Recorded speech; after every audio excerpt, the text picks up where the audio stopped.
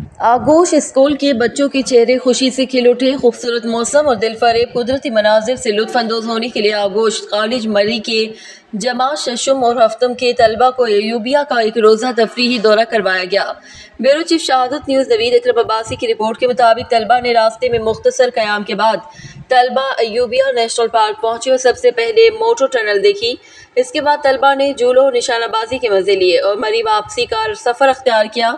आगोश कॉलेज मरी के तलबा के तफरीही दौरे का अगला पड़ाव मरी था। यूबिया से मरी पहुंचने पर तलबा ने सफ़र की थकावट दूर करने के लिए कुछ देर आराम किया और फिर बांसरा गली से बजरिया चेयरलिफ्ट पिंडी पॉइंट पहुंचे। वापसी बांसरा गली पहुंचने पर तलबा मौसम की शिद्दत को मद्देनजर रखते हुए आइसक्रीम और कोल्ड ड्रिंक्स के मज़े लिए। यूँ एक दिन का ये तफरीही दौरा खुशगवार यादों को अपने साथ लिए अख्तिताम पजीर हुआ। अल-खिदमत फाउंडेशन के ताउन से वालिद के साया से महरूम इन बच्चों की तालीम और कफ़ालत का पाकिस्तान के बेहतरीन कैडेट कॉलेज आगोश कोहमरी इन बच्चों की आगोश और साया हैं।